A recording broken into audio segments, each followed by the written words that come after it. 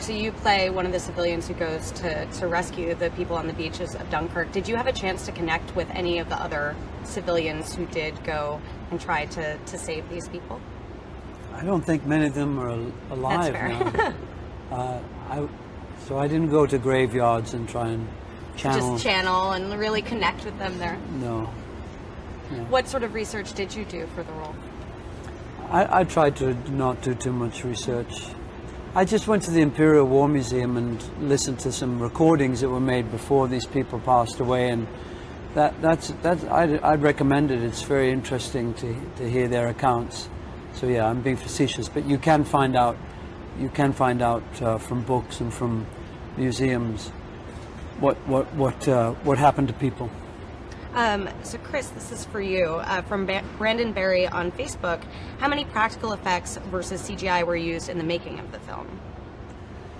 Well, really, there's very little in the film that isn't derived from real photography of some type or another. So we tried not to have anything in the film that's entirely CG. I think computer graphic imagery, the patina of it doesn't really mesh well with the reality that we're trying to shoot for, by shooting on IMAX and extremely high definition and with great color reproduction and all the rest. So we tried to use more old-fashioned techniques. We tried to use false perspective sets, paintings to build out a number of troops, and we tried to marshal a lot of real elements. We tried to have thousands of extras. We had real planes, we had real ships.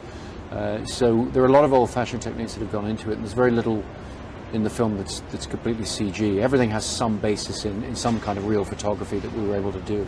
Well, sort of a follow-up from Yes That Mr. Nice Guy on IGN.com.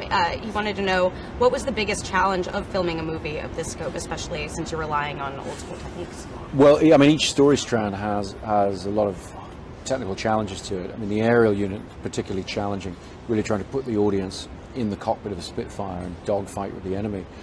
But I've done complicated aerial work before, so I've never done anything like this, but I had some basis to work from. What I'd never done is work with boats, and we had what I gather is the largest marine unit in film history, more than 60 boats on certain days, and so to be out there with a team trying to coordinate that and get the elements in the right place at the right time, that was extremely challenging, but we had a great team of people who maximized our resources tremendously. This is a question for everyone from Cass on Twitter, and especially is interesting to me, like considering different groups of you were the land, the air, and the sea. But were any of you scared or nervous during any particular scene that you were shooting that just sort of felt so real and visceral as you were filming it? I think there was definitely one day when we were out on the ocean that was, I guess, the most surreal in terms of just your kind of senses being stimulated, I guess. It was, we were swimming and there was kind of hundreds of people in the water screaming. There was a giant ship and planes flying overhead, and I think that was kind of the most visceral experience of in terms of one kind of moment of the most going on kind of. How about anyone else? I mean, the planes coming towards you, and that was quite, it's coming in formation. With actual planes? Yeah. Oh, wow. Oh, yeah. And they seemed very low over our heads. They were very loud. There was one stage where we were like, should we hop off? Or it's all right, Chris, are we rolling? Yeah. He's like, no, you are staying here. I want this to feel real. We had very good pilots, we really wanted to give these guys the reality of moments, like when a bomber flies right overhead and Barry's character has to respond to that. It's a key moment in the film, and I really wanted to try and put together a production where these guys wouldn't have to be using their considerable talents to imagine those elements. They'd be free to just react and concentrate on the truth of their characters. This is another question for everyone from Marion on Twitter. Did any of you know someone, like from your family or friends of family, who was in Dunkirk during the evacuation? I have a friend who has a grandfather who sailed over, actually, and I believe he still has his boat, and it has bullet holes in it. So it's kind of interesting. I think it's pretty amazing for people like that to kind of I think it just meant so much to people. I think, which you can tell from, you know, the amount of ships that were there at the actual time that were involved in the film. You know, the fact that those guys kind of get together and still sail around with each other, it's such an important kind of piece of history for people. Did anyone else? I think survivors at the time were quite few and far between though, so it was quite hard to find someone to talk to who was actually there. My granddad is ex-military, so I talked to him about just kind of being a soldier and being a young soldier and his first experiences kind of going into battle, particularly your first time. But no, I didn't know anyone who was actually there. I think what's so interesting about the movie too is it's such sort of like a harrowing story of survival as well. It's like these people want to live. And I'm curious sort of what were the challenges of conveying that, like it's heroism, but also just like that fight to survive. It's very, almost like a thriller in that element.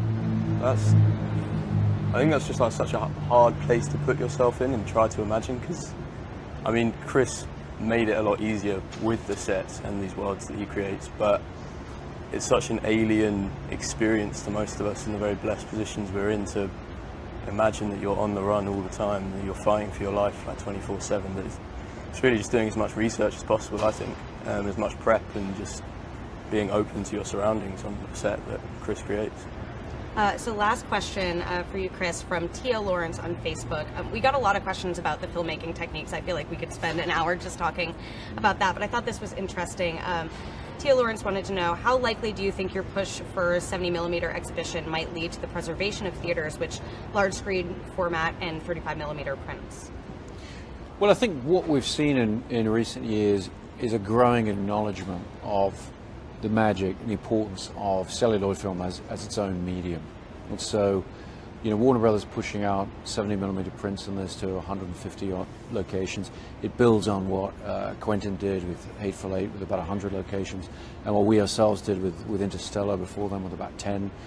I think there's a growing appreciation of the analog world that we all live in and film's relationship to it, because the extra resolution, the natural color that you get, the analog color, it gives you an experience that you can't ever have at home on your television or, you know, on your phone or whatever. You know, we're giving people a reason to get out of the house and go and seek out that version of the film, and I think there's value to that, and hopefully more and more people are going to understand the value of that.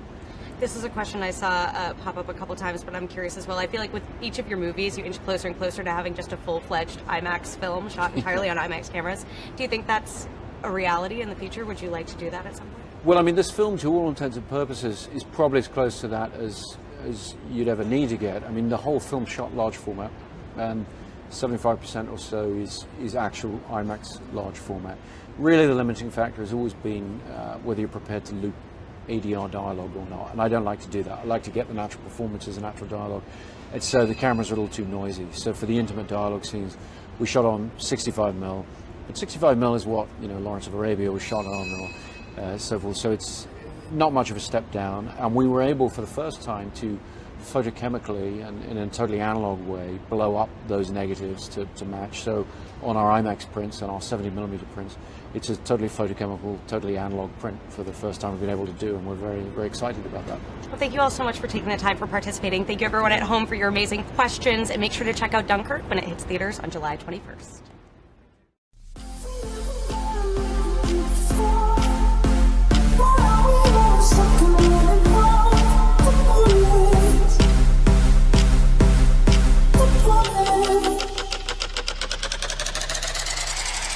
Just like we cry, it's a silent